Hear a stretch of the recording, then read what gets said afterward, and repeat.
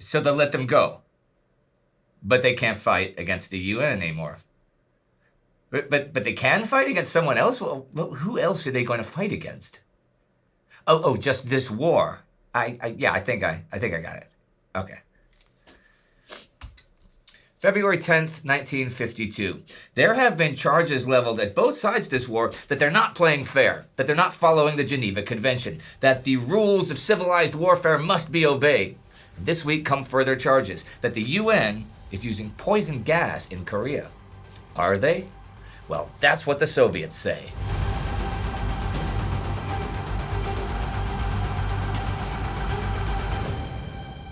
I'm Indy Neidell, and this is the Korean War. Last week at the Panmunjom armistice talks, the UN side finally gave the communist side a full list of the POWs they hold.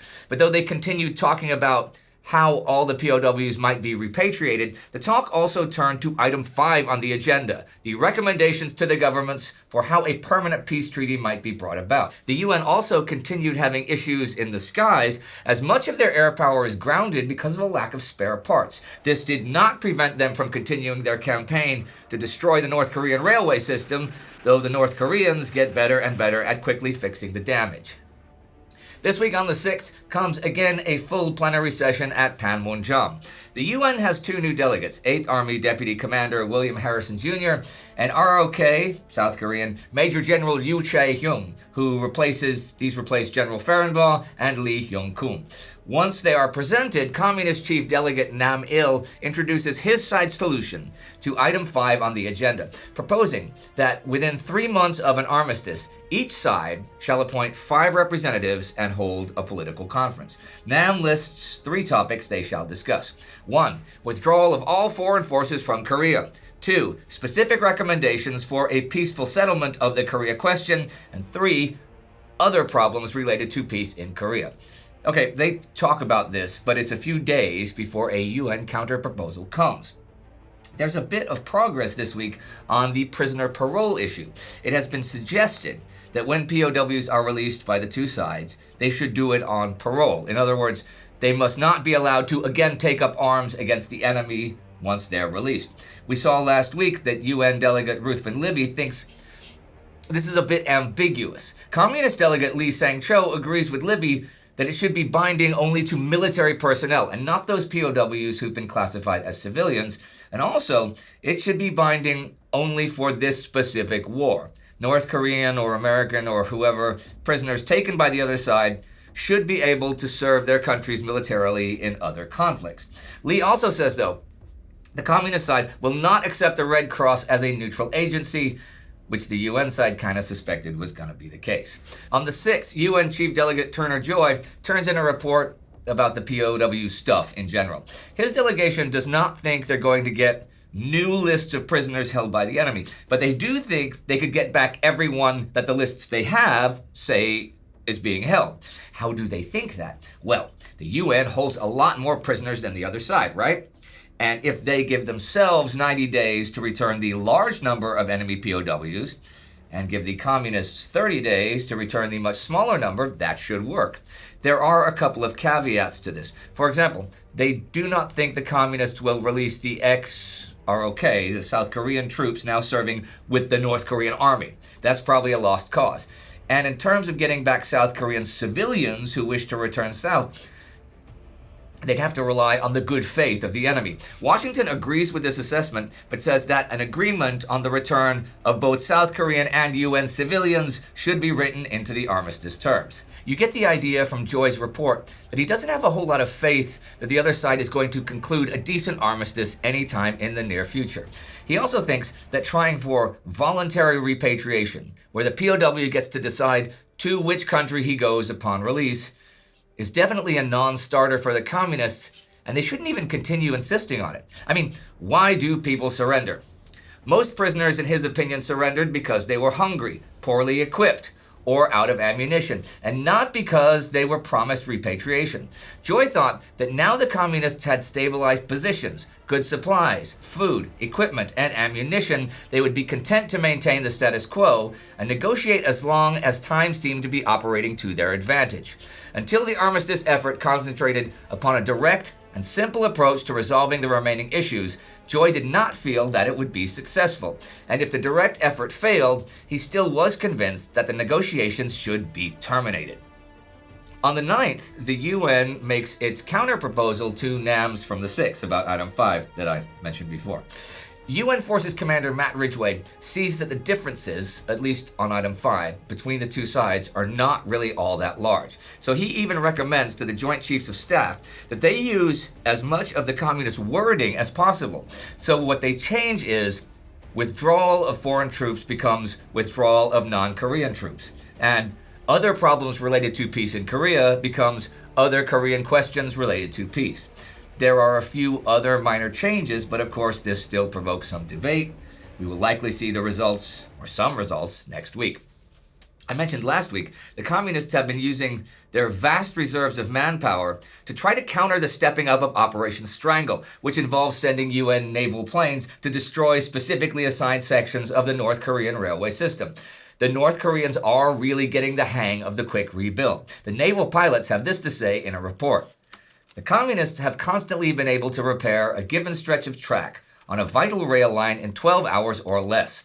On occasion, repair crews were found repairing fresh cuts when strikes were still being made.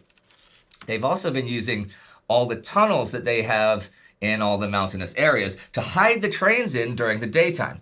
What they do here is they put explosive things like ammo cars and fuel cars into the middle of those trains. So even when the UN planes try to skip a bomb into a tunnel, it doesn't do more than temporarily block the tunnel entrance, which the communist manpower can usually clear by nightfall. Heck, the weather's even been helping them. It's been so cold that many bombs bounce off the frozen ground and explode in the air. There is a bit of an outcry this week over something explosive that happens at a United Nations meeting on February 4th. Now, Yakov Malik, who we've seen before, is the permanent Soviet representative to the United Nations, and he accuses the US of using poison gas in Korea. That charge has been made before, but never by a person of such stature as Malik. This doesn't just cause a minor public outcry from those who happen to believe it, but causes a bit of an uproar in Washington, since it could be a warning that the communists are planning on using gas themselves as retaliation. However, Ridgway has ordered all his commanders to equip and train their men to defend against chemical, biological, and radiological attacks. And the Soviets may have found this out and decided the UN might be getting ready to make such forms of attack. So, not taking any chances. Is Far East Command in any position to launch a chemical attack? They are not.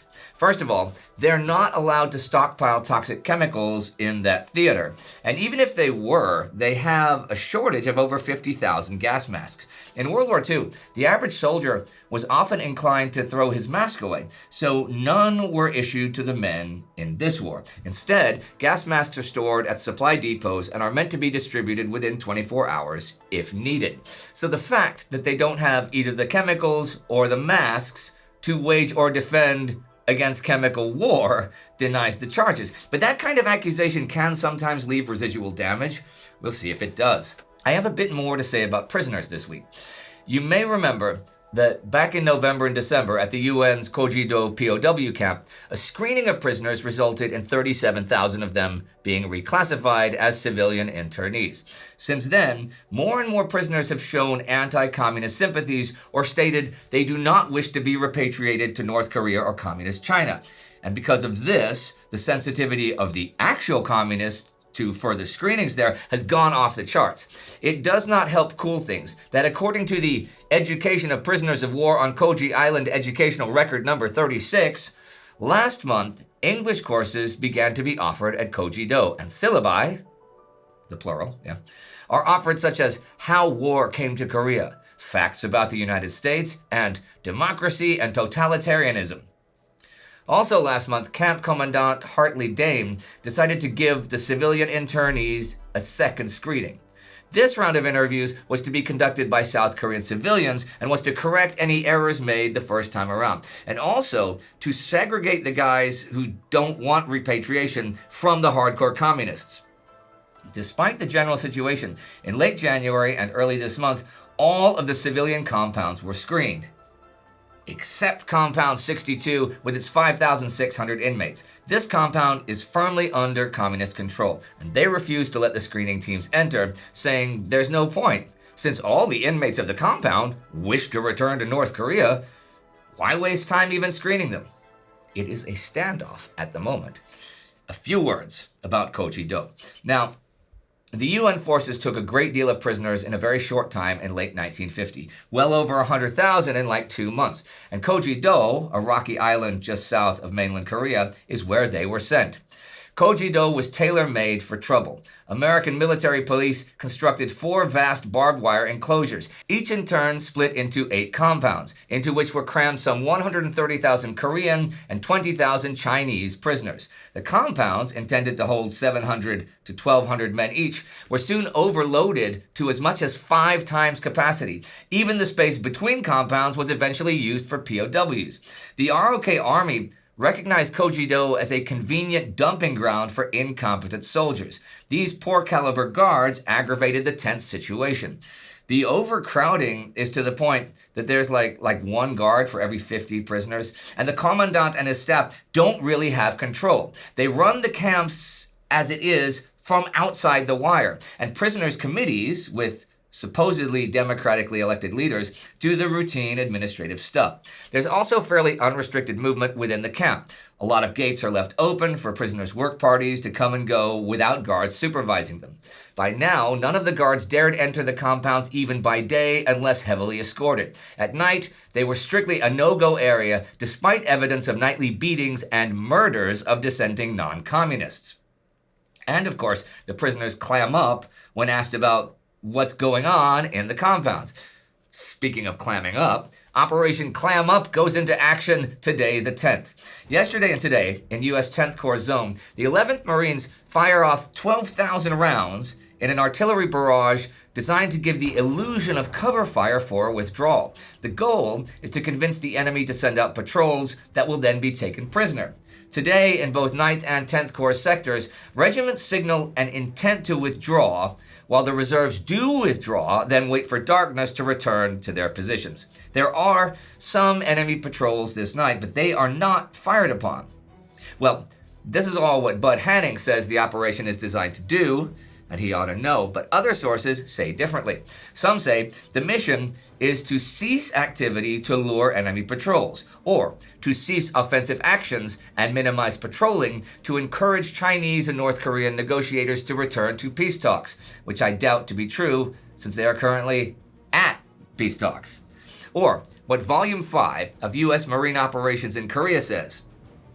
It was hoped that the rearward movement of units from the front line and the subsequent inactivity there would cause the enemy to come out of his trenches to investigate the apparent large-scale withdrawal of UNC troops. Then Marine and other 8th Army troops could open fire and inflict maximum casualties from covered positions. I'm inclined to believe that. And that, ladies and gentlemen, is this week of the war. With Clam-up getting going, Soviet accusations of poison gas use, proposal and counter-proposal at Panmunjom, and the situation at Koje-do getting more and more dangerous as it gets more and more out of hand. Oh, and an American flying ace from both World War II and Korea meets his fate today the 10th. His contingent of planes is intercepted by a group of MiGs, and 2 of the U.S. planes, Sabre jets, have to return to base because they're out of oxygen. The remaining 2 are guarding fighter bombers on a mission. Both of the Sabre jets take on the MiGs. Major George A. Davis Jr. flies directly into the enemy formation and knocks down one of the MiGs while the others focus their fire upon his plane. Davis, however, takes out another of the MiGs, and then afterwards, rather than use evasive action to avoid being shot down, he slows his speed down to down a 3rd plane, but the enemy fire scores a direct hit, and Major Davis's Sabre jet crashes into a mountain. The MiGs are disrupted, though, and the fighter bombers continue their mission, and Major Davis is posthumously awarded the Medal of Honor.